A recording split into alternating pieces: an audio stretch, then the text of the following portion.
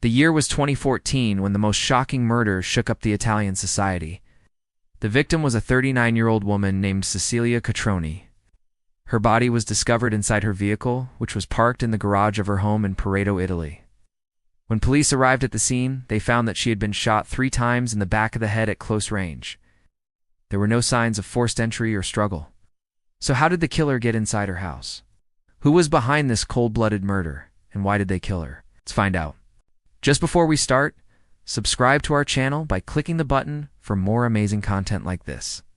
Now let's get started.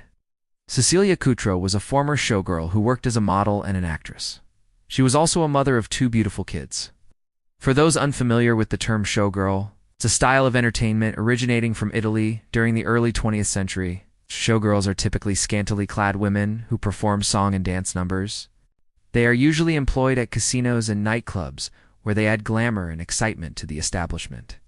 But being a showgirl is not all glitz and glamour. It comes with its fair share of exploitation and objectification of women. Despite this, many women aspire to be showgirls, because it offers them an opportunity to earn a living while expressing themselves creatively through dance and music. In addition to her work as a showgirl, Cecilia also had other sources of income. She owned a bar in Pareto that was frequented by wealthy businessmen and politicians. Additionally, she worked as a tarot card reader and a medium, supposedly possessing the ability to communicate with the dead. This aspect of her life was particularly controversial as some people accused her of exploiting the vulnerable for money. Despite her somewhat shady profession, Cecilia was generally well liked by the people in the neighborhood. She was described as a fun-loving woman who was always smiling and in good spirits. Her murder came as a shock to everyone, especially since nothing was stolen and there was no apparent motive. As news of Cecilia's murder spread, rumors began to circulate that her death was linked to her involvement with the Mafia. Some people even claimed that she was romantically involved with a dangerous mobster. However, these rumors were never substantiated, and the police were unable to find any evidence to support them. Days turned into weeks, and still there was no sign of the killer. The lack of progress in the investigation led to frustration and anger among the locals. They began to believe that the police were incompetent and that the killer would never be caught. Meanwhile, the family of the deceased was desperate for answers. They hired their own private investigator to look into the case and find out what really happened to Cecilia. The private investigator uncovered some disturbing information about her activities in the months leading up to her death. It turns out that Cecilia had been dabbling in the world of drugs and had become involved with some dangerous people. She had been spotted at several parties with known drug dealers, and had even been seen carrying large amounts of cash. With this new information in hand, the private investigator went back to the police and shared his findings. He also told them about a man named Luigi Bonadonna, who he believed was responsible for Cecilia's death. According to the private investigator, Bonadonna was a drug dealer who had threatened Cecilia after she stole a large sum of money from him. However, the police still had their doubts. They searched Bonadonna's house and found nothing to link him to the crime. There were several witnesses who placed him out of town at the time of the murder. As the investigation continued, the police received a tip that the key witness in the case was a man named Giuseppe Fimia. He was a former associate of Bonadonna, who had turned informant. The police went to question him, but when they arrived at his house, they found that he had disappeared. They searched the area but couldn't find him anywhere. It seemed like he had vanished into thin air. The police were stumped.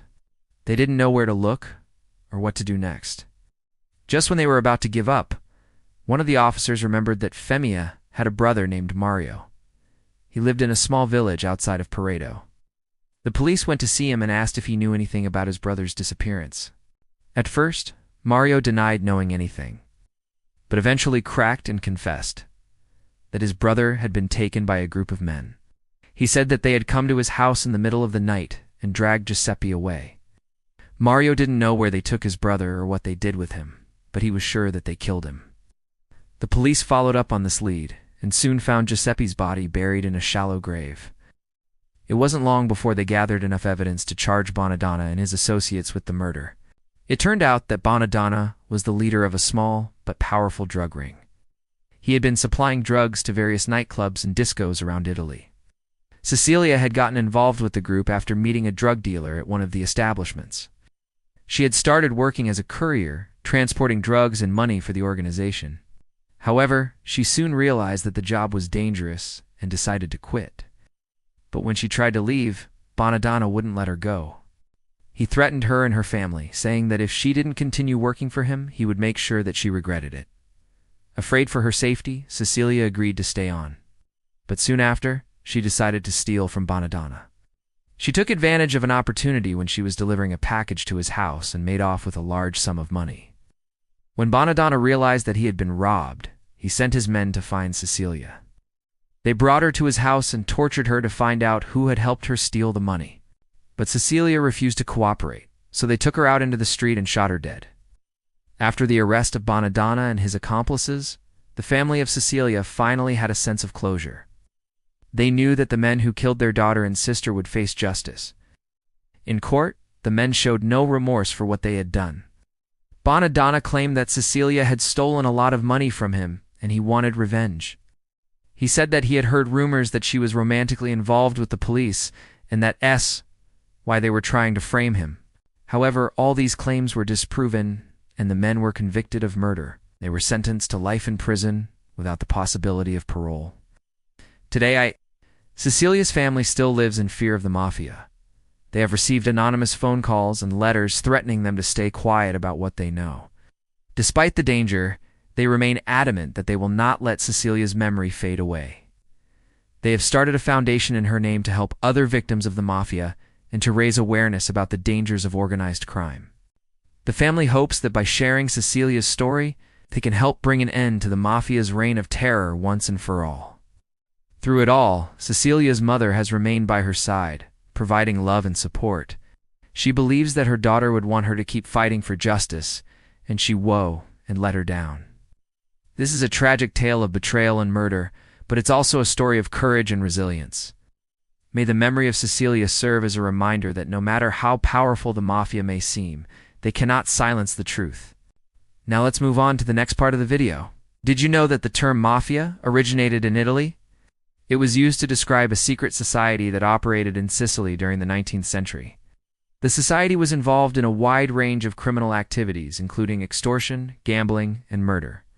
What are your thoughts on the methods used by the Mafia to maintain their power and control? Do you think that fear is an effective tool for keeping people in line? Share your thoughts in the comment section below. We would love to hear your opinion. If you enjoyed this video, please give it a thumbs up and share it with your friends and family. Don't forget to subscribe for more content like this. Thanks for watching. We'll see you in the next video.